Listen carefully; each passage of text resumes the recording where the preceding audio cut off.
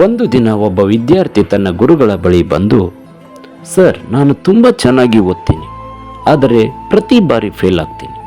ನನ್ನ ನೋಡಿ ಎಲ್ಲ ನಗ್ತಾರೆ ಅಂತ ಬೇಸರವರ ಹಾಕ್ತಾನೆ. ಆಗ ಗುರುಗಳು ಹೇಳ್ತಾರೆ, ಸಮಾಧಾನ ಮಾಡಿಕೊ, ಈ ಒಂದು ಗ್ಲಾಸ್ ನೀರನ್ನು ತಗೋ, ಇದನ್ನು ಹಿಡ್ಕೊಂಡು ಸ್ಕೂಲ್ನ ಕಾರಿಡಾರ್ ಸುತ್ತಿ ಬಾ, ಎಲ್ಲ ಹೇಗೆ ರಿಯಾಕ್ಟ್ ಮಾಡ್ತಾರೆ ಅದನ್ನಷ್ಟೇ ಗಮನಿಸು ಅಂತ ಹೇಳ್ತಾರೆ. ಅವನು ನೀರಿನ ಗ್ಲಾಸ್ ಹಿಡಿದು ಹೋಗ್ತಾನೆ. ಸ್ವಲ್ಪ ಸಮಯ ಆದಮೇಲೆ ಮತ್ತೆ ವಾಪಸ್ ಆಗ್ತಾನೆ. ಆಗ ಗುರುಗಳು ಕೇಳ್ತಾರೆ, ಮಗು, ಏನನ್ನೇನು ಗಮನಿಸಿದೆ ಅಂತ. ಆಗ ವಿದ್ಯಾರ್ಥಿ ಹೇಳ್ತಾನೆ, ಕೆಲವರು ನಾನು ಹೋಗೋದನ್ನು ಗಮನಿಸ್ತಿದ್ರು, ಇನ್ನು ಕೆಲವರು ನಗ್ತಿದ್ರು, ಮತ್ತೆ ಕೆಲವರು ತಮ್ಮಷ್ಟಕ್ಕೆ ತಾವೇ ಇದ್ರು ಅಂತ.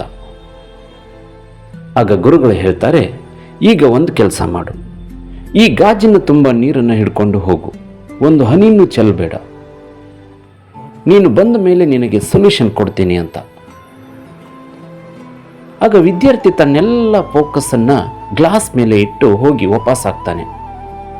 ಈಗ ನೀನು ಏನನ್ನು ಗಮನಿಸಿದೆ ಅಂತ ಗುರುಗಳು ಕೇಳ್ತಾರೆ. ನಾನು ಬರೀ ಗ್ಲಾಸ್ ಮೇಲೆ ಫೋಕಸ್ ಮಾಡಿದೆ, ನೀರು ಚೆಲ್ಲಬಾರ್ದು ಅಂತ ಅದಕ್ಕೆ ತುಂಬ ನೀರನ್ನು ಉಳಿಸಿದೆ ಸರ್ ಅಂತಾನೆ.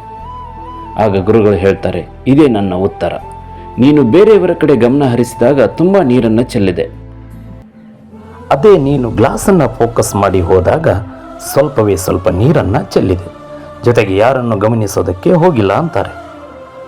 ಇಲ್ಲಿ ನೀನು ಕೂಡ ಗ್ಲಾಸಿನ ತರಹ, ಯಾವಾಗ ಬೇರೆಯವರು ಏನು ಹೇಳ್ತಾರೆ, ಏನು ತಿಳಿದುಕೊಳ್ಳುತ್ತಾರೆ ಅಂತಿದ್ರೆ ನೀನು ನಿನ್ನ ಬೆಸ್ಟ್ ಕೊಡೋ ಪೊಟೆನ್ಷಿಯಲ್ ಕಳೆದುಕೊಳ್ಳುತ್ತೀಯ. ನಿನ್ನ ಸಂತೋಷಕ್ಕೆ ಯಶಸ್ಸು ಮುಖ್ಯವಲ್ಲ, ಸಂತೋಷವೇ ಯಶಸ್ಸಿನ ಕಿಲಿಕೈ. ನೀವು ಮಾಡುತ್ತಿರುವ ಕೆಲಸವನ್ನು ನೀವು ಪ್ರೀತಿಸಿದರೆ ನಿಮ್ಮ ಜೀವನದಲ್ಲಿ ಖಂಡಿತವಾಗಿಯೂ ಯಶಸ್ವಿಯಾಗುತ್ತೀರಿ. ನಿಮ್ಮ ಮೇಲೆ ನೀವು ನಂಬಿಕೆ ಇಡಿ. ಧನ್ಯವಾದಗಳು.